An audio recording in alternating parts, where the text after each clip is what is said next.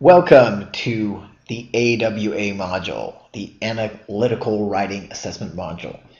In this very first video, we're going to go through the different parts of the AWA, and then we're going to talk about scoring, and then we're going to talk about what those scores mean. So first off, let's talk about why the AWA is so important.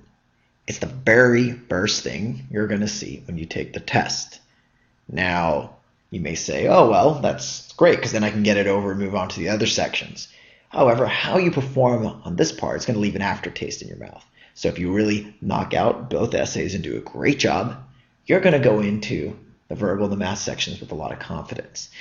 If you feel flustered and overwhelmed, well, when you're done writing both of these essays, you are not going to feel like taking a math or a verbal section. So it's very important to go in with a lot of confidence. Now, I mentioned a second ago that there were 2 essays, and they're 30 minutes each, and it's important to note that if you finish the first essay with, say, 10 minutes left, those minutes do not carry over to the next essay. You have 30 minutes for each essay period. So, what are these 2 different essays? We have the issue task, and we have the argument task. The first one, the issue task, you have to actually answer a question in the form of an argument. So you create the argument. You back up your answer to the issue question. With the argument task, you're actually going to take someone's argument. They've come up with a response, and you have to take that argument apart and critique, show what's wrong with the argument. Now, for both the issue and argument tasks, I'm going to go into far greater detail in the upcoming videos. So now let's talk about the scoring. The scoring is on a range from 0 to 6. What that means exactly is that you can get anywhere, of course, from 0 to 6, but more importantly, the increments. You can get 0.5. You could get, probably better news, a 5.5. You can get anything in between. You can't get, however, a 0.4. That is not an increment of a 0.5. So anything from a 0 to a 6. Now, who's giving you this score? That's the important thing.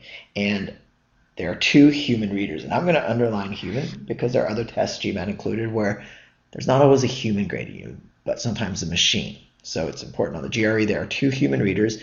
They are from colleges or universities. They teach there. They usually teach courses that are focused on critical thinking and writing skills. So these are definitely experts who will be reading and critiquing your essay. So what are they looking for? Well, they're looking for the big picture. And that's what this word holistically means. They're thinking, how compelling was this argument, this essay I'm reading? Did it build its case? Did it have a cohesive organization? Did one sentence flow into the next, etc.? And so they're not saying, oh, look, its grammar is really awesome. I'm going to give it a 2 on grammar, and then I'm going to give it a 3 on essay organization. I'm going to add it up together. That is breaking things apart. They are just going to give an overall impression of your essay based on a number of factors, and that's what the word holistically refers to. So finally, a little note here about plagiarism. Do not be tempted to take text from GRE sources or from books you're reading or articles you're reading and think that if you could sneak them in here, you're on your way to getting a 6. They actually have a software. I said they're 2 human readers. That's for reading. But in general, when you're writing, a software is always tracking your words. If it notices that these words match anything out there, even if it's an essay written by another student a few weeks ago, if there are significant similarities, then you are noted for plagiarism. And that's bad because your score will be rescinded or canceled, and you will have to pay the full fee. And that will not be a good thing, of course. So do not be tempted to do it. It will not help you out at all. So that is a scoring. What does it actually mean now to have a 0 or to have a 6? And so we're going to start with the good news, a 6. What does that mean? Well, you have insightful analysis and superior language. And so you can even pause the video if you want and go through each one of these separately. But what you'll notice here is that there is always a slight drop off from positive to generally positive to pretty good to kind of limited to pretty bad. There's no organization there to just irrelevant and confusing. And I didn't even put a 0 here because so few people end up getting a 0.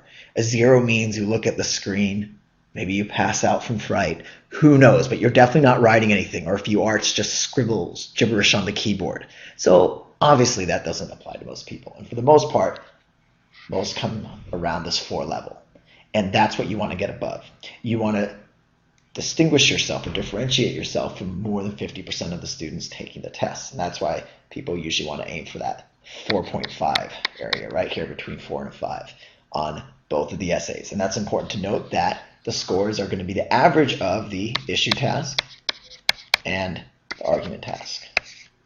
So if you end up getting 5 on the issue, 4 on argument, you will end up getting 4.5 on the essay. And once again, that would be a good place in terms of scoring better than 50% of people who are taking the GRE.